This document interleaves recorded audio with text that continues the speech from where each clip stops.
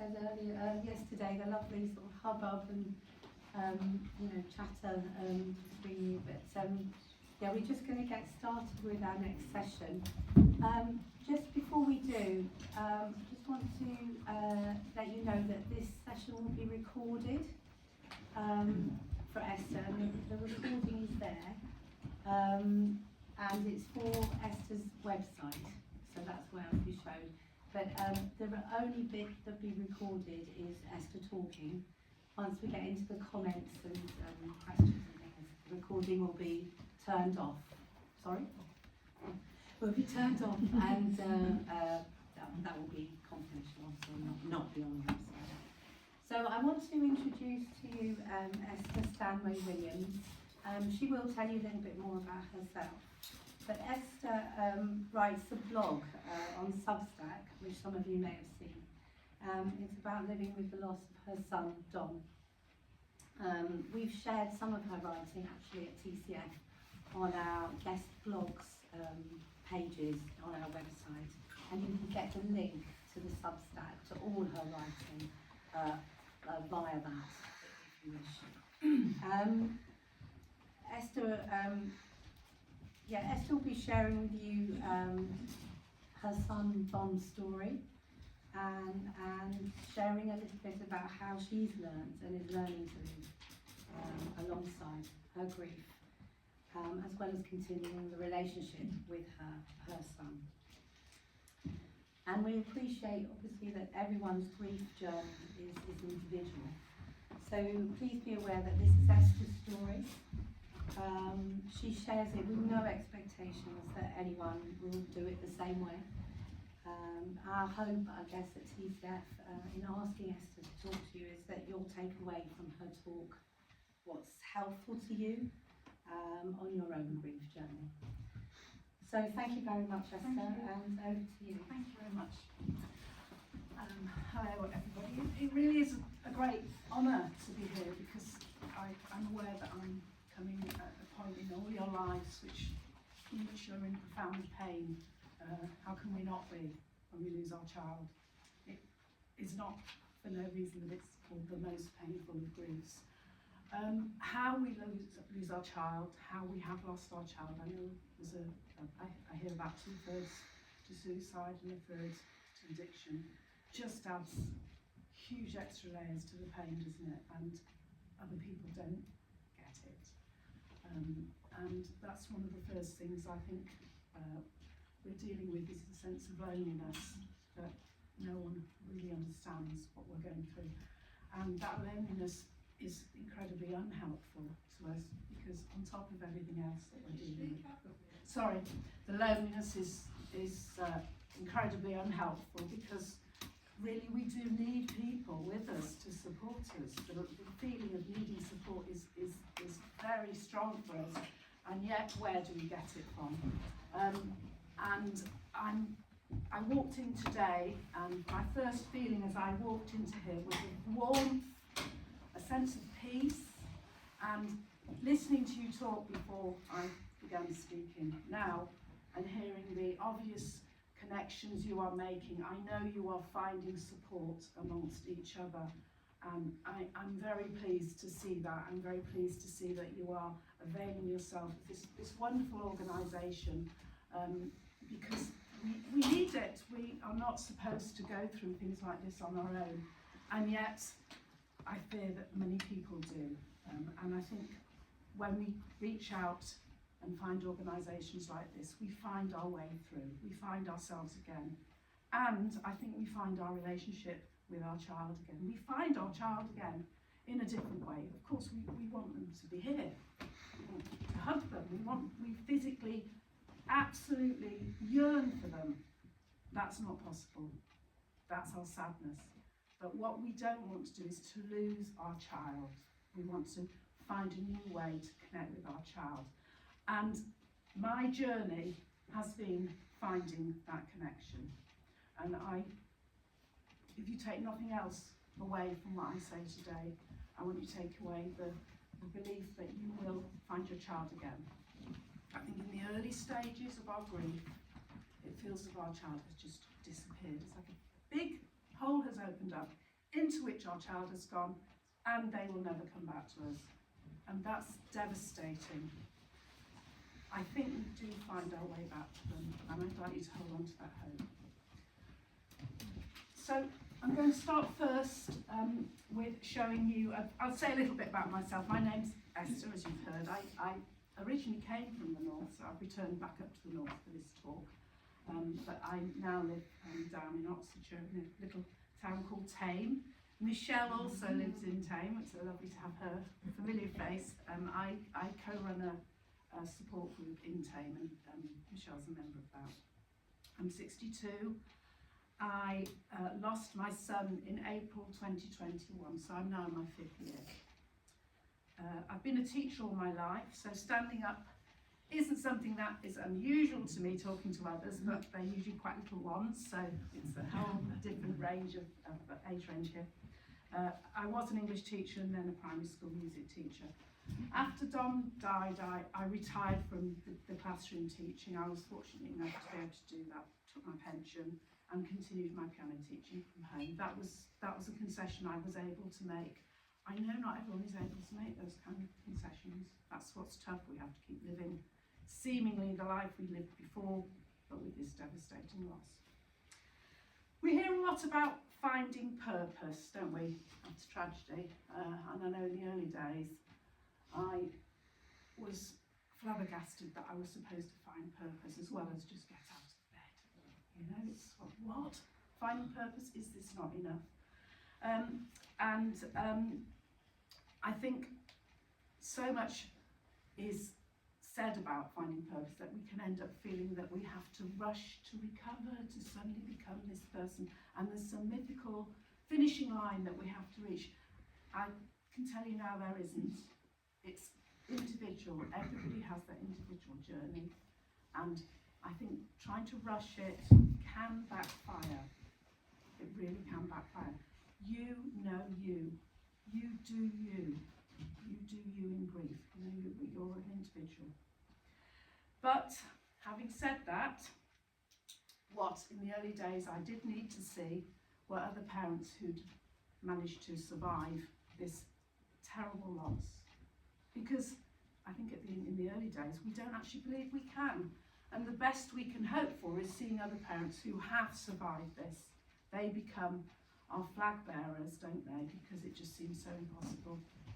And so I did seek out the stories of other parents, and you may have done the same. Other parents who've survived it. How did they do it? What was it? You know, what was the magical key they found? Of course, there is not a magical key. There is a set of things which come to us. I like to call it a toolkit, and gradually, from having absolutely no tools, we gradually start putting little tools into our toolkit, individual for each of us, and gradually we build up this toolkit and we start to realise that we can use these to help us navigate what we're going through. So miraculously, having said I didn't believe it was possible that I would survive, and looking out for other parents who had, I'm actually now the parent who survived, the parent who's talking to you all. How did that happen? Well, it didn't just happen. It doesn't just happen. We have to work. It's the hardest work we ever do, isn't it? The work we do after we've lost our child. We don't have a manual. We learn as we go along. We make so many mistakes, and we have to allow ourselves to make those mistakes. How on earth are we supposed to know? If somebody said to you, go and build a house, you'd make mistakes, you wouldn't know how to do it. Eventually, skill sets develop, and it's the same with grief. But do not expect yourselves, do not beat yourselves up if you're making mistakes. That happens when we're learning anything new. Self-compassion, that is absolutely key. In what I'm doing now, I feel I can honour my son. I'm going to just turn to something very personal here, which was a journal I found after Dom had died. In the journal, he was obviously contemplating suicide, but he wrote that he couldn't do it because he worried that his mum, would probably decide I wanted to die too. Of course, with all my heart, I wish that had remained enough of a deterrent, but actually just a month later he went on to end his own life. But he didn't end mine, and it's really important to me that he knows that.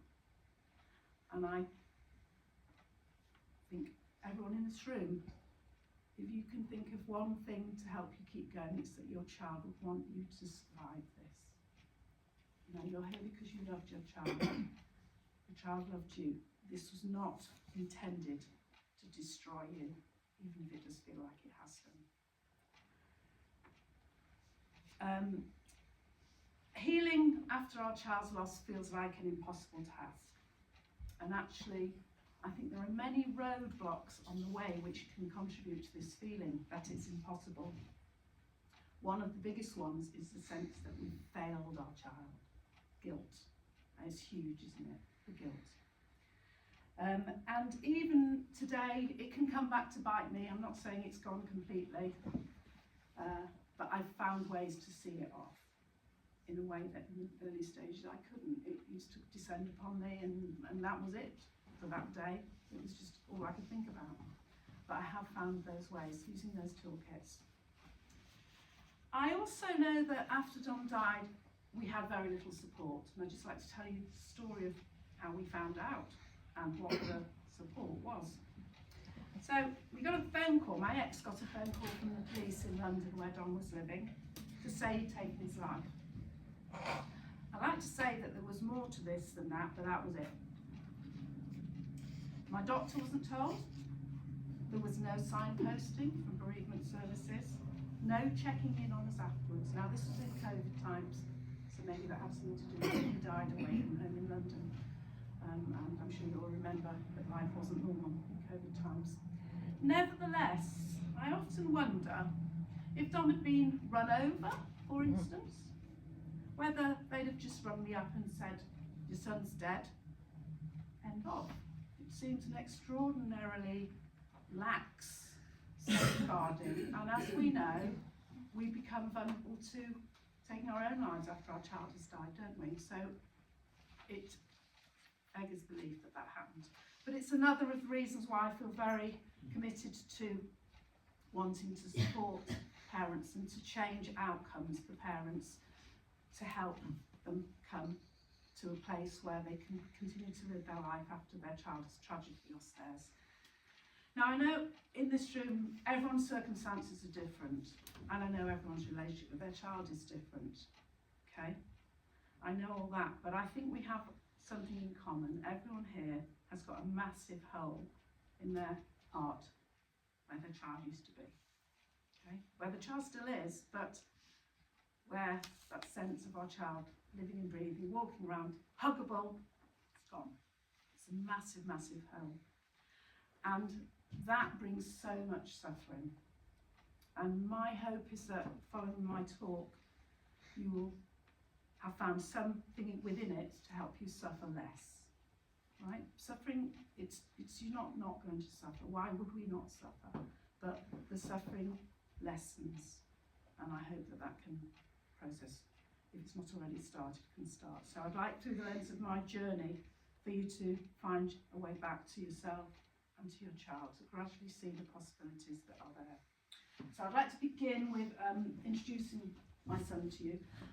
Before I do, I'd like to say how lovely it has been to see pictures of your own children, all smiling. We choose pictures of them smiling, don't we? Yeah? There's a reason we do that, isn't there? Because that's who we want to remember, that's how we want to remember them. So here, this cheeky chappie is Dom, wearing a yellow hat back to front. He always wore a baseball hat back to front, and this was the last one he wore, and it's become the sort of emblem on my website. So many of you will have lost your child out of the blue. Many of you will have lost your child after a long period of knowing that they were struggling. It doesn't hit the same. Suicide does not hit the same. I know we have parents who've lost children to addiction. Different stories. So I'd like to just share a little of Dom's story with you. He suffered from periods of deep depression, which he was very open about. and he had anxiety at the beginning as well, but it became much more about the depression.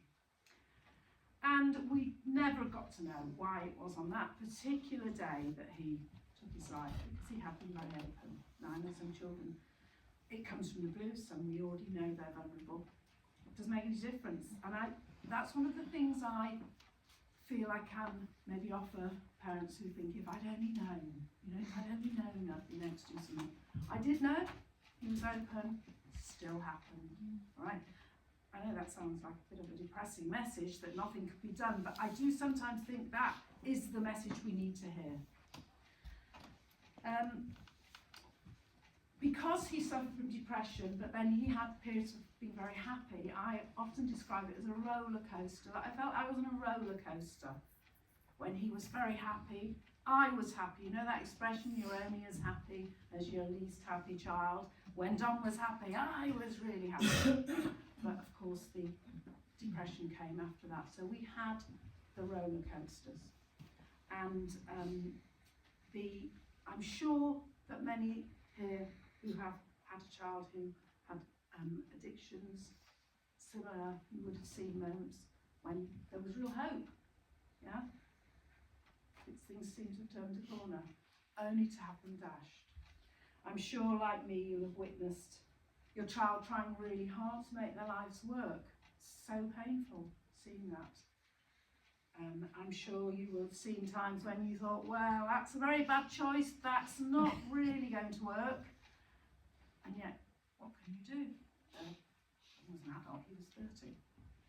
But even as teenagers, we don't really have that much influence over our kids, do we? They are their own people. So witnessing them making those bad mistakes, incredibly painful, almost thinking, well, yeah, it's going to have the same outcome as last time, isn't it? And that wasn't good, but what can we do? So that feeling of powerlessness, I think, for me, was very strong. And that's why, having read Anna Lawson, a bereaved mother, who wrote in July's Compassionate Friends magazine, she was actually writing about a quilt, but she used that as a metaphor. She said something which I think is so true for many of us, which is, I could not repair my child. Okay? I could not repair him. It's not that I didn't try, I could not do it. Okay. I'm going to talk now about what this grief of losing our child is. And has anyone heard of the expression complicated grief? Yeah? Before I lost Dom, I didn't really know what complicated grief was all about. Well, I sure know what it's about now. Much of the first few days after losing Dom were a blur. I think there's only so much you can do before you start to disassociate, because it's just too incredibly painful. So I think I was going through the motions for a long time.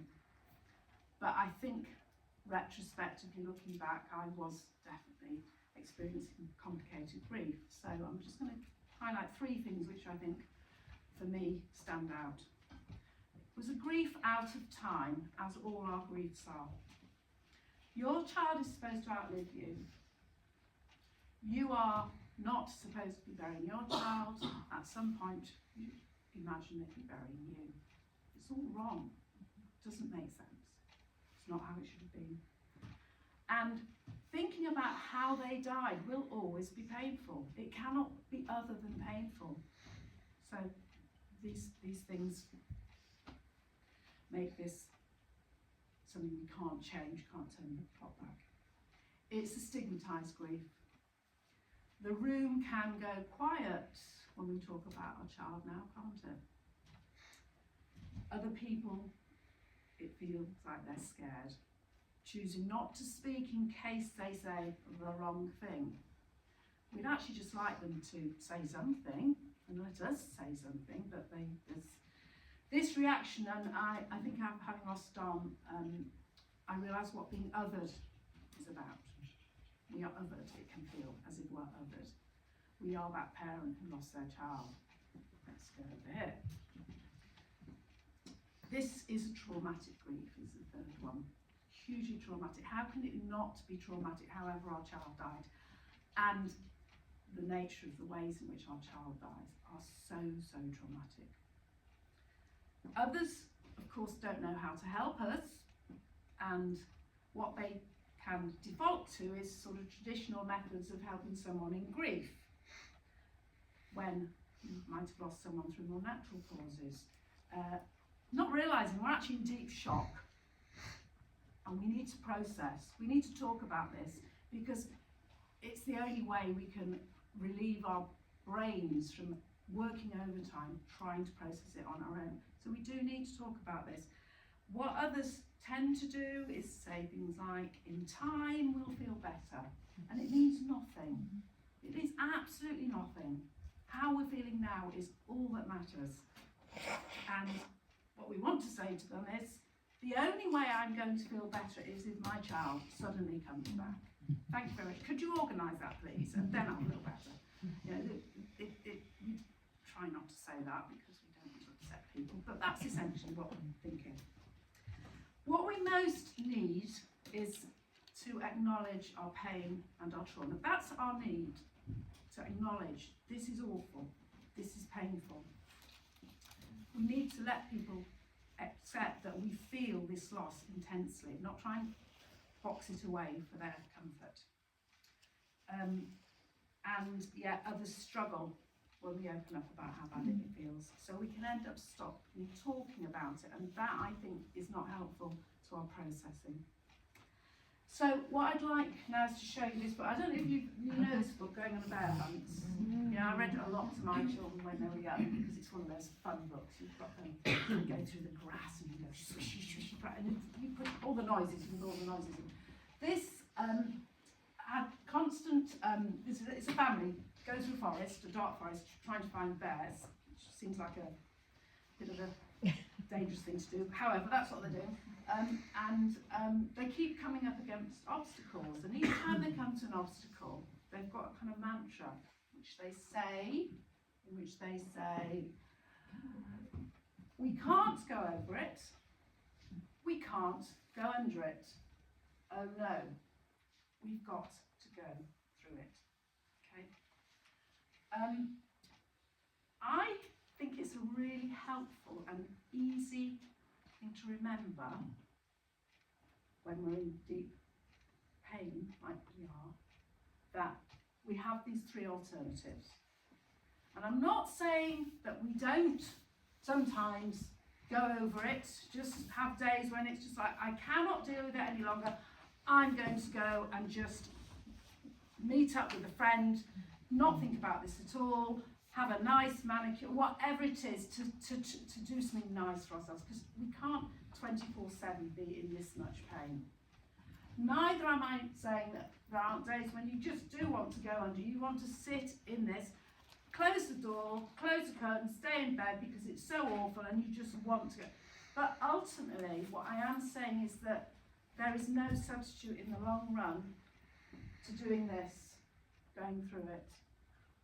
At some point, when you are ready, the facing up to what this loss actually is has to happen, and it's very painful. And so I'm going to be talking in this about how we might help ourselves go through that intense pain, which feels like it's going to kill us. So it's very tough. So these really are my essential things which I think will help you in your journey, and I'm sure what's that expression, teaching practice, okay, I'm sure lots of them you're already doing. Set only small achievable goals, okay, at the beginning. I think it's important to remember we've had a huge rupture in our lives, huge, and we want to try and start building in a sense that we have some agency back again. We can make decisions that this thing that happened, like an explosion, we can quietly just decide, I'm going to watch this film, or today I'm going to go to the library, today I'm going, small achievable goals, just so you can remind yourself that you are actually in charge, because we've very much lost that sense. Maintaining hope, that's a four-letter word, which is a very difficult thing, isn't it, to have, and that's why I made up an acronym for the words HOPE, from hope for the letters, holding on and painfully enduring. Okay, that's what hope can feel like at the beginning, can't it? Just holding on good days, painfully enduring on other ones. Just know this is awful. This is awful, and there isn't an alternative. You know, just recognising that is maybe all that hope is at this point. This is an important one, surrounding yourself with kind and non-judgmental people. Okay, you're all nodding, I can see, yes. And it doesn't have to be many, does it? You know, the golden few, because they are the ones who are going to let you sit and talk about what you've been through. They're not going to judge. And one thing I would say is tell them that they're helping you. All right? Because sometimes I don't think they realise they're doing the best they can, but they're probably thinking, I don't know, is this how? I make a point with those people saying, you really have helped me today. You've allowed me to. Sometimes if I cry as I'm speaking to them, I will say to them, you are a safe person. That's why I'm crying with you. I think people need to know they're getting it right. I think we can underestimate how very hard it is for them to support us. So tell them, would be my advice. Self-compassion. What's self-compassion? Well, that is something that we can give to ourselves. The compassion when, because we're the best will in the world, sometimes other people just aren't around. Sometimes people who are great at the beginning, it kind of dries up. Try not to take it personally. They've all got busy lives. But the person who can always give you self-compassion, who will always be there because you walk through your life with this person, is you. And I'm going to be talking later on about guilt. And I think that is something which can really do a lot of damage to our self-compassion, and that's why I'll be talking about that. Self-care. I used to think self-care was a bit, what's that advert? Because you're worth it, you know. What self-care? What, going to have my hair done? How's that going to help me feel better about losing my chap? You know, it felt meaningless. But actually, I now see it differently. I think there's a symbolism in doing things for ourselves, isn't it? That we matter. We are worth it. I think acknowledging that we care about us and that we are a person worth caring about is a very strong message that we're sending to ourselves. So whatever that is, for me, to be honest, finishing work and giving myself more time in the morning to read instead of getting up the minute the clock goes, the alarm goes, that's my self-care. It doesn't really matter what it is, it's different for everyone. It doesn't have to involve going and spending money at all, but it's giving to yourself. It's really important. Putting context around your loss, right? That's, I think, one of the most helpful things you can do. Reminding ourselves, when we hear of other people's stories, that we didn't have as much control as we thought we had. It's so important. I've met mums who've had children who went into hospitals and ended up taking their life. I've had mothers whose children, they didn't seek out medical care for them and they ended up taking their life. And so often they believe that if they'd done the other thing, this wouldn't have happened. Yeah. Unfortunately, in many ways, you could not win. Right? It's a hard thing to say because our minds are working overtime, still trying to work out how we could have won. This is what our minds do. But there comes a point when maybe just saying to yourself, I wasn't going to win this, might be a real act of kindness to yourself. And I don't think it's letting your child down. I think we sometimes think it is, but I don't believe it is. Even patients on 24-hour suicide watch, I remember my partner saying to me, even patients there can end up taking their lives. And we think, oh, we've spent all that time, we've just been with them 24/7 and couldn't possibly have happened. Even there. So I think putting a context around our loss is important, and seeing it not just as our loss and this is awful and we messed up, but actually there are so many stories, very sadly there are so many stories like ours. Finding mutual support. Now obviously you found a wonderful charity in Compassionate Friends, and also I would say look around in your area. Very sadly there will be more parents than you realise who have gone through child loss. It's quite extraordinary, and it can be nice. I have some meetups with friends, we go for walks together, we meet for lunch, lots of happy things happen, but we also talk about our loss in amongst it, and it's very, very helpful to have that connection, an ongoing connection. But I'm also now, because these are things that I say are helpful for our journey, I think there are very specific obstacles to our healing, and I'd like to talk about those now. So could you, I talked about John's yellow hat, didn't I? This is a recreation of it. You can tell it's a lot cleaner. He's really lucky because he's been gardening. A couple of years ago, I saw on Facebook an organisation called Speak Their Name, and you may have heard of it. It started in Yorkshire. I am from Yorkshire myself. Dom used to travel up to Yorkshire, and he did an amazing Yorkshire accent. He loved doing it. He was living in the south, but he did this amazing Mickey take of a Yorkshire accent. So when I saw this Speak Their Name and it was a Yorkshire quilt, I thought, I'm just going to do that, even though we live down south. I'm going to do this for Dom. So you're required to create a square, which would be part of a big quilt, and some of you may well be familiar with this. Anyone familiar with it? Have you done some quilts? I live in North East. Okay. I know that they've recently taken it to the Houses of Parliament as part of the Baton of Hope. Again, something I've taken part. I'm sure lots of you have. And it's been on display in the House of Parliament, and I believe 66 MPs have looked at this and said, what can we do to help? And it's really brought attention. This was part of this is on the 5th panel of the Yorkshire quilts. There are 5 of those, but there are quilts from lots of different areas in the country. So one of the important things in this is speak their name. This is suicide, but equally, if you lost your child to addiction, you know what I'm talking about. The feeling that somehow the nature of their death, we must not speak of them, and it's incredibly painful. These are our precious children who we love dearly, and now apparently they are not to be spoken of. It is cruel. It is so cruel, and of course, we're talking about stigma here, aren't we? And potentially shame, a feeling of shame that, oh, well, I messed up, I wasn't a good parent, and this is why this happened.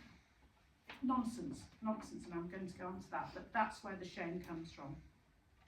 So feeling that we're being judged, that our child's being judged, is very painful. Feels like we're losing them all over again, doesn't it? I think there are various things we can do around this, and this is an example. I've been to a service this year twice. It's the second year at St Martin's in the Fields in London. Church service. Again, I know these happen throughout the country. It looks like you have wonderful occasions, and it's as if we're able to take our child and just raise them. Here they are. Here's my precious child. Watching parents talk with such pride about their children at those services reminds me that I am allowed to feel proud of my son. What happened was illness. Who he was not his illness. And I'd just like to tell a little story, and I'm going a little bit off piste here, but I've thought about how I might explain this. I think when we've lost our child, it can feel like we're being plugged into a different network. And this is not a network on Earth. This is a network somewhere up here in the sky. It's a spiritual plane, and it's where we feel our child may be now. For this weekend, I drove up last week, and I decided to come to Haworth as the place where I would stay overnight. Arrived at Howard, and I've already told you I've done this part of this quilt, and Anna, the lady in charge of the house, greeted me, and she said, oh, what you up here for? And I didn't say much. I said, oh, come in, I'm doing a speech. Oh, right, what's that for? And she was, and you know what it's like, you don't know how much to say. Well, it's for children who, people who lost children. Okay, and she was still, and I said, very sadly, I lost my son to suicide. What's his name? She said. I said, Don. Turned out that Anna is the lady who organises quilts, right? But this square of Dom's is actually up in the room above where we're sleeping. Okay? And I've been wanting to know, I haven't seen it yet, I'm going to see it later. I've been wanting to find it because it keeps travelling all over the country and feeling like, oh, I'd love to go and see this quilt. Now, you tell me how that happened. This is what I mean about this network. How did that happen? I didn't even know I was communicating with Anna, as you do before you go somewhere. And it turns out she is that very lady. I think we all probably have those moments, and they are what keep us going, aren't they?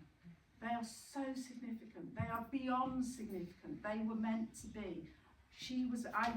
How on earth I picked her from all the options I have no idea. So I'm sure you've all had your own moments like that. What I would say is cherish them, remember them, maybe write about them, log them, remember those times. They are so important. They're so, as our stories other people tell about our child. They're so hugely important. Don't let any of those moments disappear. Write them down, record them, keep them somewhere safe. Because there are times when we feel so low. And they're the times when you bring those stories out, those memories out. That's going to help you. It's going to hugely help you. So use them when they happen. And I know they do. One of the things about the Speak the Names, of course, recognising how the language around suicide is very, very judgmental. We all know the C word, committed suicide, and it's horrible because it suggests that somehow a crime's been committed, that our child committed that crime. I very intentionally, because I'm a bit bolshy, use that word for myself now, and rather than saying, don't say committed suicide, I say, actually, I'm going to tell you that my son committed to being a really good person.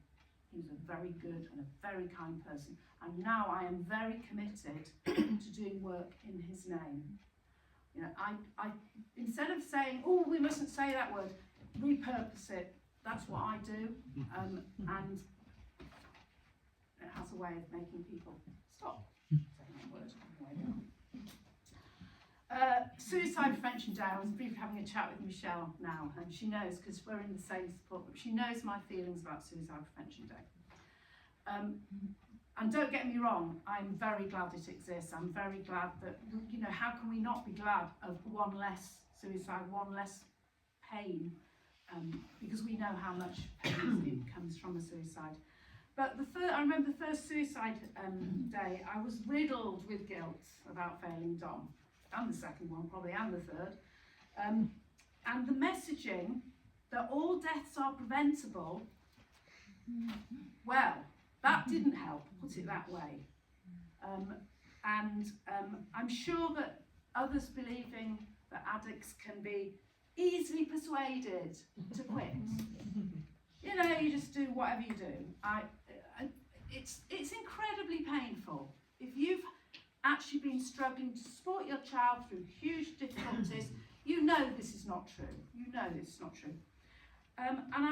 What I'd like you to remember at those times, if you find yourself feeling, as I do, very cross, is that cancer charities, the equivalent would be then saying that all cancers could have been stopped, that the parents could have stopped their children dying from cancer,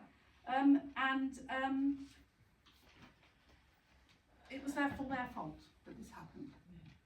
Can you imagine a cancer charity doing that? I don't think they'd go down very well, would it? But that's what we have to do. We have to deal with that. It's not good. I'm going to move on to talk about friends and family. Now, Sadly, we don't live in Hollywood. Well, maybe it's a good thing, but in terms of how people behave, it is sometimes not at all as we would imagine they would behave in tragedy. And it can end up that our friends and families can actually cause us even more pain. What I have learned to do is to lower my expectations. Okay? It's easily said, hard to do, but I have started to think, well, maybe this is the best they can manage. Maybe they haven't really got that emotional intelligence that I credited them with. Maybe they're doing grief in their way, and this is actually working for them. It's a million miles from how I do it, but you know, I can only be in charge of my own grief. I do think that we can end up being even more hurt than we need to be if we're not careful. So own your method, let other people have their methods, and do your best not to get caught in the crossfire. You've already had enough trauma, and of course trauma does show up fault lines and old wounds too, doesn't it? We know that, they come along for the ride, as if we're not contending with enough. We can end up feeling very alone and misunderstood, however, because of this, because these people who are nearest and dearest don't appear to have understanding. And I can honestly say that I've reached the place of thinking only other grieving parents understand. So I'm not going to try. I'm going to allow them to do it their way and seek comfort from actual complete strangers. And yet I have more in common with them because they understand. And I'm now going to move on to something which I'm very keen to emphasise. And I'd like to put up a poem, please. It's a poem by somebody who lost her mum to suicide. Before I read it, I'm just going to say to you that I think you should allow yourself to believe this is very unfair. All right? It's really unfair. Lots of people live terrible lives, I know that. And the world loves people being stoic in the face of tragedy. But really, are you expected to be instantly heroic when you've lost the most precious thing in the world? I don't think so. I don't think you should. People love when we're still reeling from our loss to some kind of bright side us. Well, at least X, Y, Z. No. I'm sorry, this is bad enough. I don't have to give me reasons why I should feel some kind of gratitude for other things in the world. You know, I think we should be allowed to, for a period of time, recognise that this is our painful and irreversible reality. That's it. It doesn't have to be anything else. So I'd like to read this poem. I've managed to get my hearing caught in my thing, so whether it come out. Oh, I might just leave it. You shall. There we go. So Sarah Rhiannon lost her mother to suicide, and this, does it come out? Marvellous, just about. And she wrote this. Yeah, just take it all off. Sorry. There you go. Thank you. Okay. And that's in. Oh, super. Right. They died, and you didn't do anything wrong to deserve it. When you tearfully whisper, "Why me?" you're looking for the reason you couldn't keep them, wanting your agony to have purpose. But this is not your punishment. There is nothing to learn from this, besides how to breathe again, how to inhale air and exhale their name. We may never know why they're taken, but we know why they were here, to love and to be loved. That is all the purpose we need. I'm just going to let that stay there. Another emotion which people don't like is anger. All right? We may well believe that others let our child down, and they may still be in the frame. That's really hard, isn't it? Being angry towards these people can actually end up feeling like we're advocating for our child. That's the problem. I'm going to give you an example of one time when I did something about that anger that I was holding. So the last time Dom was home, I mentioned you, it was in COVID times, was for Easter Monday, right? All of them were in London, so we had to have an Easter gathering in the garden, shivering, because of strict COVID rules, forbidding indoor gatherings. Dom had been struggling. He'd asked if he could come home on the Friday, the weekend, and I'd said no, because you know what, I was following the rules. I was desperate to say yes, but I had to say no. But so much for being a good citizen, because I'm doing the right thing, because a year after his death, the Partygate broke. And found out about the drunken parties which had been going on in 10 Downing Street throughout this period. So angry doesn't even begin to describe how I felt. I was beyond. Thank goodness I ended up writing a letter to the Guardian and they published it. Thank goodness, because it did feel uncontainable, my outrage, and I did get the opportunity to vent it. And that's an example from me, but I expect many of you here have grievances over the circumstances around your child's death. I call it righteous anger, you know? But don't make this such a focus that it blocks out your healing and your future happiness. No one, sorry if you like him, but not even Boris Johnson, is worth that. No one. I suggest you journal, write angry letters, don't send them. Do what you can to detonate your anger safely, and then resolve to be the better person. I know, I hope my example shows that I'm not saying this from points of thinking it's easy. But perhaps the most difficult of all our feelings after our child dies, and maybe this is actually a form of expressing anger towards ourselves, is feeling guilty. And there she is with her. It's like she's put mascara on her. I don't think we ever stop believing that our job as parents is to take care of and keep our children safe, whatever their age. And I think feeling guilty comes with the territory, and did even before they died. Taken to an extreme, because our brains will do this, a parent whose child has died from suicide or addiction can end up feeling as if their negligence somehow caused their child's death. It's really, really important not to confuse feeling guilty with being guilty, right? They're not the same thing. Being conscientious parents, of course we hold ourselves to account, but maybe at this point that is actually working against us. Your brain doesn't always send the right messages. And you can end up with a terribly destructive thinking.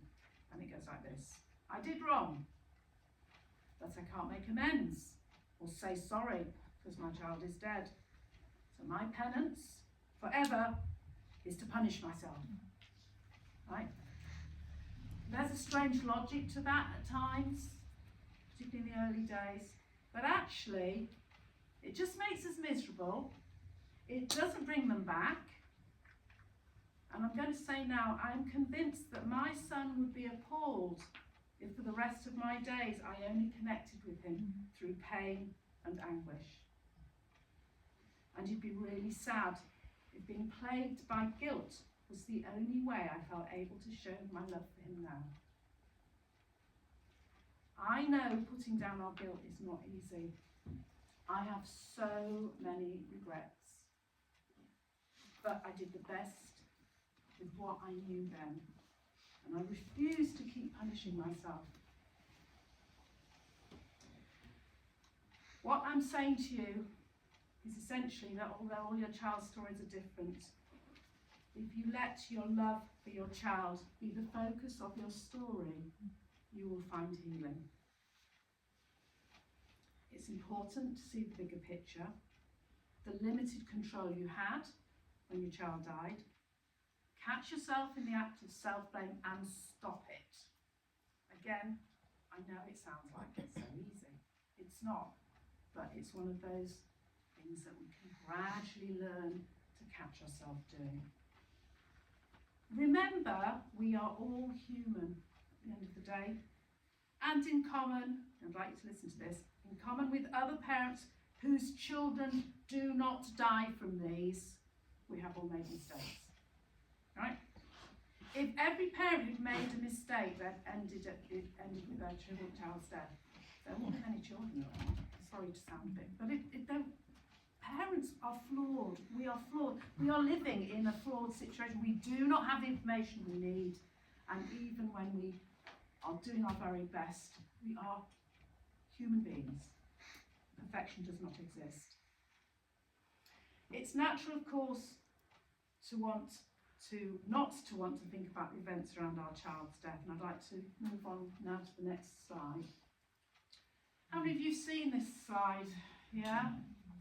I think it's called Melancholia, but it's been appropriated by parents because they have said, this is it. You know, if you want a physical version of how this hurt feels, here it is. And I'm going to talk now about what the word that comes to mind when I see this statue is yearning. About yearning. Now, what is yearning for us? Yearning is a feeling of emptiness and hollowness inside us, hence this hollow space. It's incredibly painful, and we can actually do lots of other things to avoid getting in touch with that feeling. Even spending our days endlessly recycling our regrets and the reasons we feel guilty can feel preferable to thinking about the whole. But I think at some point, and it's early days for so many people here, so I'm really talking to the later part of our brief, but at some point we have to face how this loss feels, the depth of this loss, almost walking into the fire. I'm in my 5th year. I realised in the beginning I was trying so hard to survive in the first few years that my loss got lost in amongst all the complicated grief. But now I recognise that the loss and the love coexist, and you can't avoid one without avoiding the other. I realise that the yearning, acknowledging the yearning, is how we heal. But, I'm going to put a big but in here, going all in is incredibly tough. Focusing on our child's loss forces us to really feel the depths of our pain, and I still have moments when the intensity of missing Dom comes back so acutely that his death might well have just happened. That's how it feels, isn't it? There's no distance in time then, it's just happened. Admitting how much we miss him can be terrifying, and it can feel as if it's going to destroy us, but it doesn't. In fact, I think it's the way back to our child. I think it's especially powerful when, as our child died, not feeling good about themselves, which is how Dom died, I choose now to see those moments when I am reconnecting with my sadness, my pain at losing him. I'm actually showing him how valuable he actually was, and that my love for him will never end. I choose to see it as moments that are a recognition of what he meant to me, and try to just experience them and not fight them. Some days, of course, are extra hard. I've noticed in your card you were talking about those, the birthdays, the anniversaries, the Christmases, etc. We know what they are. And the run-up to them can feel even worse, can't it? Because there's this sense of impending doom. I have a bit of a theory on why they're so hard. Obviously, there's obvious reasons, because they're family ties and our child isn't there for them. But the deaths themselves and their birthdays are no longer the happy events that we would wish they were. But I think what happens with us is that 365 days a year, we don't have our child. We're kind of used to that. It hurts, but we're used to it. But when a birthday comes along, that's one day. Okay, I've only had 4 of those days since Dom died. So I'm not very practiced in them, am I? They've not come round any more than once a year. So we're not as practiced. I really, really think we need to give ourselves so much extra grace and self-compassion on those days. Of course they are going to be harder. They feel really fresh, they feel really raw. That's my take on them. I'd like now to turn to this photo of me and Dom. There we have another backward hat, a grey one. So, facing up to the intensity of this loss is incredibly hard. I don't need me to tell you that. But because of that, I think we really should be looking for ways to soften the pain. All right, we need to find our own ways to soften the pain. Anyone heard of continuing bonds? Yeah. So if you have, I'm sure you've already realised that that's the name you give to some maybe little rituals you have, things you do. Remember your child, it could be wearing an item of their clothing, it could be having a photo, putting a candle next to it, lighting a candle at a particular time. There are all sorts of ways. Continuing bonds are the ways that we can maintain connection to our child. For me, it includes wearing the yellow cap back to front when I cook in his Le Creuset pot, which is what he loved cooking. Adored cooking. And I got him a Le Creuset pot for his 21st. So I wear his cap backwards and I have the pot and I cook a meal and I feel incredibly close to him. Sitting on benches when I walk the dog, which I used to sit on with him. Sit there, have a cup of tea, have a little think about the time we spent together. Dom was a Lego fanatic, I know, but Oliver was. And the Christmas cake now, I bought a special snowman, Lego snowman. That's part of our Christmas cake now. And that's my way of having Dom as part of our Christmas. Hugely helps me. But, are you ready for this? I use this uncomfortably. The main way I stay connected to Dom is talking to him once a week, okay? It started the year after he died. And I decided, we used to send voice messages to each other on WhatsApp. He used to send me one and I sent him one back. And the nice thing about voice messages is you can listen to them when you feel like it. As a result, I have so many voice messages to listen back to him, from him, which is a joy. It's strange, it always feels so hard when I start and then suddenly I'm okay again. It's as if he is there. So I choose to believe that this is still a live line, okay?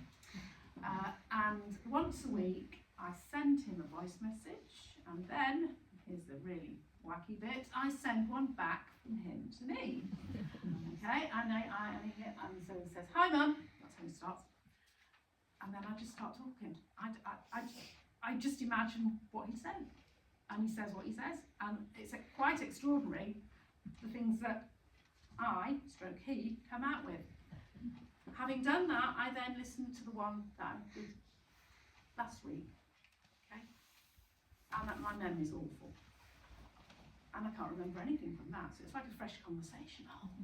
And I choose to believe that Dom is speaking to me. I'm speaking to him too. And there have been times when I felt really low and the message I get back from him has been incredibly helpful. There's times when I've wanted him to be there, great things have happened, and I choose to use that as an opportunity to share them with him. Yes, I have become that deranged woman that your parents warned you about. Do you know what? I don't care, because it so helps me with the yearning. And I know there'll be lots of people in this room who still talk to their parent, and I say go for it. But if you haven't thought about maybe having your child speaking back to you, if what I've described sounds helpful, it has helped me enormously. Just that ongoing conversation, I guess. So, at the beginning, could we have the next slide? At the beginning, I said to you how Dom had been worried that I would end my life if he ended his. And what I'd like to show to you is that it hasn't happened for me, and it need not happen for you. And I'm not talking about the physical ending of life. I'm talking about feeling that life has come to an end. I have learnt, and I'm learning, it's an ongoing thing. We're never there, are we? It's an ongoing thing. I'm learning to integrate this loss so that it's a part but not the whole of me. And you may have seen versions of this growing around our grief. I think there's much more understanding of how grief works nowadays. People think that grief is large, gets smaller, and then gradually there, and then yippity-doo, the day comes when it's all over and done with and we can skip off into the sunset, okay? Doesn't happen. This is what happens. Our grief is still there, but things grow around it. We grow around it, but I would also say our relationship with our child grows around it. Our new relationship with our child, and if we invest in that, then the grief will be here, but there will be so much around it. So growing around your grief. I'd just like to kind of read from this page here, because I keep going off piece and I'd like to read this. When I first lost Dom, I didn't believe my pain would or could ever diminish. I now know that my grief is an expression of my love for him, and so I wouldn't want to lose it. And I know that my ongoing life has instead grown around it, as this photo shows. Now I've begun to put focus on myself and less on my tragedy. With the advantage of distance, I've been able to look at things differently, understanding what I've gone through, and so I give myself more grace. I no longer feel it's disloyal to my child to acknowledge what we have been up against, especially when I had such tough times trying to support him even before he died. 4 years after Dom's death, I'm into the 5th year now, I'm beginning to look afresh at my life and recognise my strengths, to consider what gifts I have and how I can use them on my healing journey going forward. I now ask myself what brings joy to my heart and makes me light up, and I seek to bring these things into my presence to guide me. The wonderful thing is that in doing this, I'm also able to connect to my son again with joy. I'd like to end the final picture. Don was quite arty, and this is one of the things he sent to me, which I just love. And now I'm able to focus on my child's life, the whole of it. It's as if I give myself permission to live more wholly. I can allow him to, and I'm sure you're familiar with that sort of sense of our journey and our child's journey now being in parallel. To honour him through small daily actions, seeing meaning in the life he lived and living mine to the fullest in his memory. And I'd like to end by talking about something which has helped me feel able to keep my child in the world, because that's what we all want, isn't it? It's a grief theory called co-destiny. Anyone heard of that one? Co-destiny? Okay, I'm going to give this as hopefully a gift. I know it's a gift when I heard it. It's when we decide, following someone's death, to live our lives in such a way that we take forward the very best of them into our future. In doing so, ensuring that an important part of who they were lives on.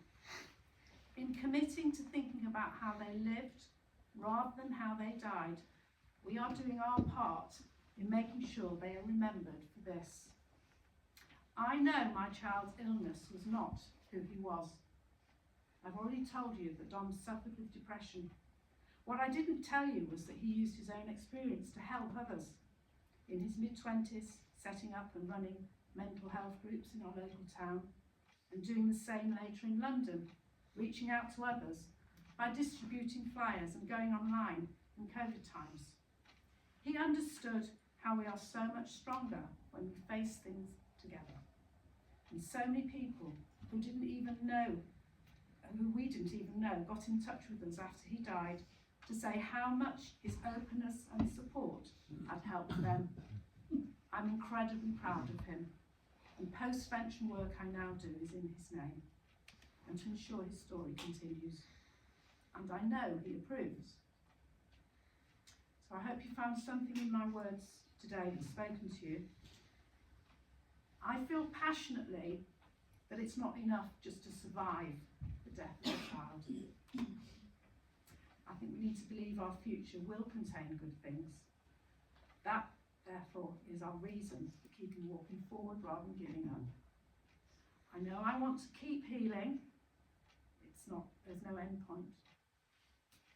So that I can remember my beautiful boy with more love than pain. I know that Dom would want this as well. Most importantly, I want to keep reaching for joy again, because after all that I have been through, I truly believe I deserve to experience this, and I think we all do. We deserve to be joyful. We deserve, after everything we've been through. And honestly, I think that all our sons and daughters would agree. So the final slide. Remember, this is your worst chapter. It's not how this story ends. And it's not how your child's needs to end.